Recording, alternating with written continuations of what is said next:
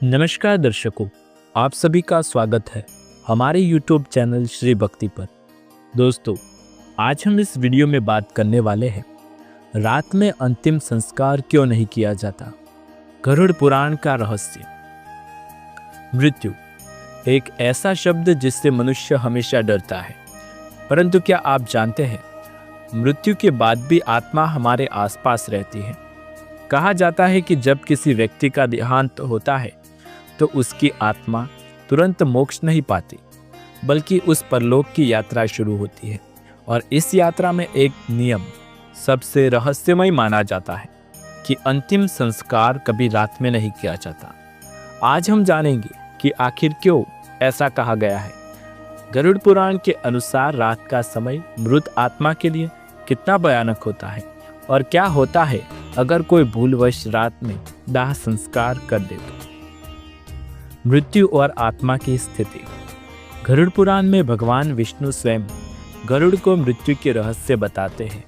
वो कहते हैं, हे गरुड़, जब जीव अपने शरीर को त्यागता है तब उसकी आत्मा भ्रमित हो जाती है।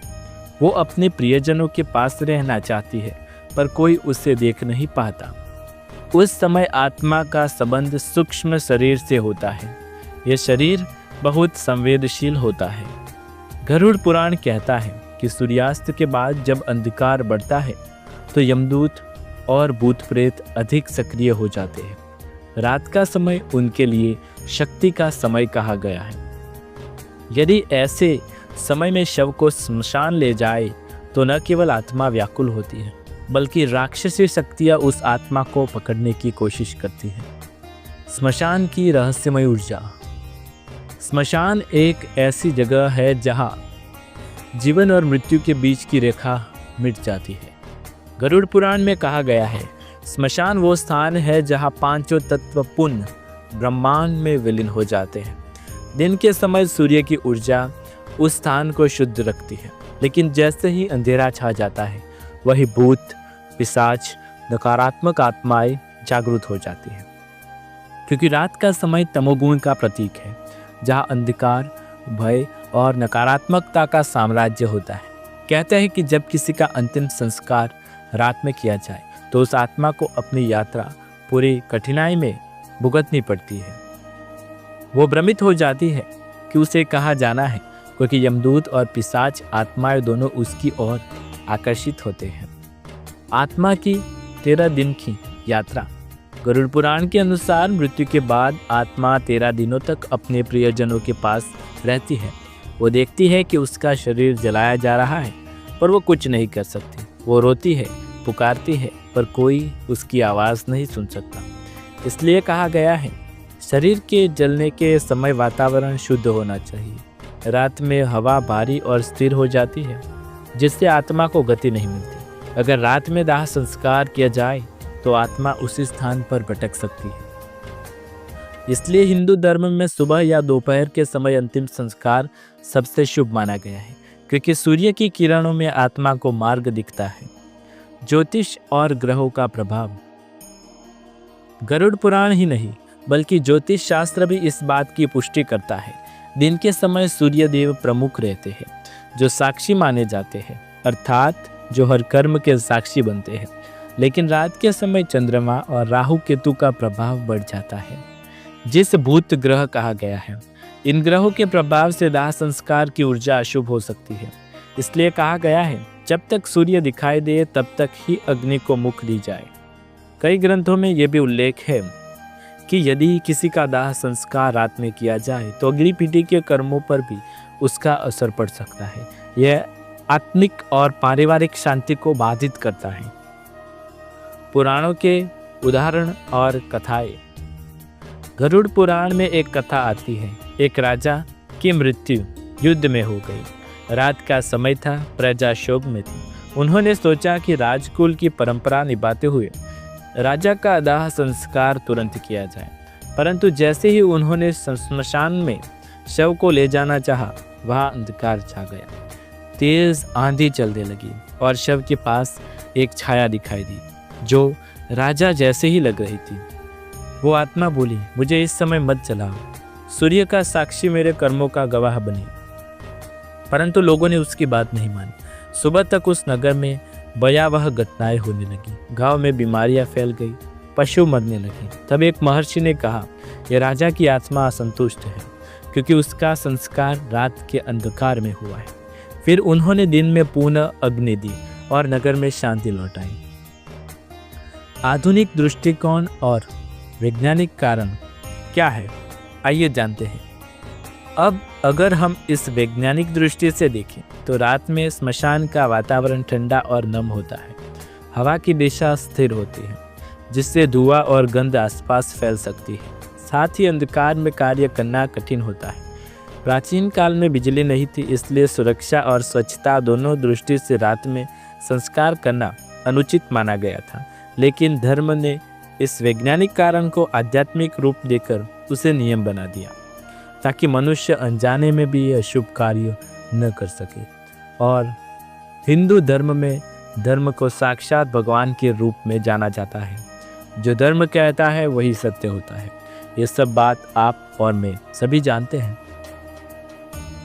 पुराणों में बताई गई बातें सत्य होती है और गरुड़ पुराण आत्माओं को संतुष्टि दिलाने के लिए कहा गया भगवान विष्णु के मुख से निकला हुआ एक पुराण है जो मनुष्य जाने अनजाने में किए गए कार्य को अपनी गलती बताकर माफ़ी मांगता है।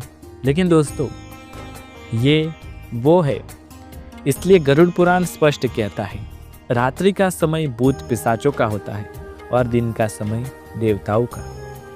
दर्शकों, जो व्यक्ति अपने प्रिय की आत्मा को शांति देना चाहता है उसे सूर्य की साक्षी में अग्नि देनी चाहिए।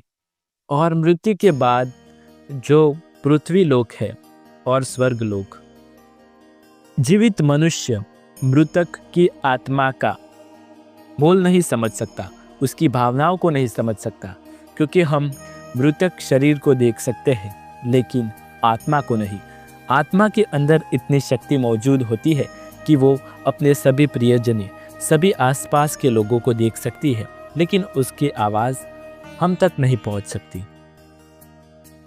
तो अगली बार जब आप ये प्रश्न सुने, रात में अंतिम संस्कार क्यों नहीं किया जाता, तो उत्तर केवल ये नहीं कि ये परंपरा है, बल्कि ये प्रकृति, ऊर्जा, आत्मा और ब्रह्मांड का एक अद्भुत संतुलन है।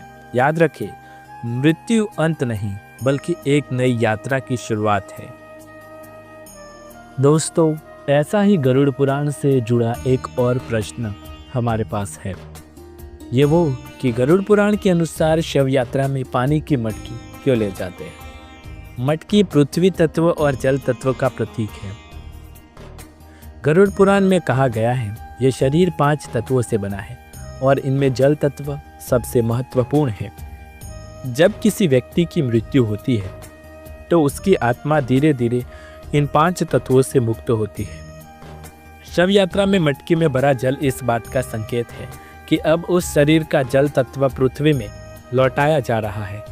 इसलिए कहा गया है मृत्यु के समय जो जल मटकी से बहता है वो आत्मा की भौतिक देह से मुक्ति का प्रतीक है। मटकी से जल गिराना, संसार से अंतिम संबंध तोड़ना। जब शव को स्मशान ले जाते हैं तो पीछे चलने वाला व्यक्ति मटकी लेकर चलता है। स्मशान के निकट पहुंचने पर वो मटकी को 3 बार ज़मीन पर पटकता है, जिससे मटकी टूट जाती है और पानी बह जाता है।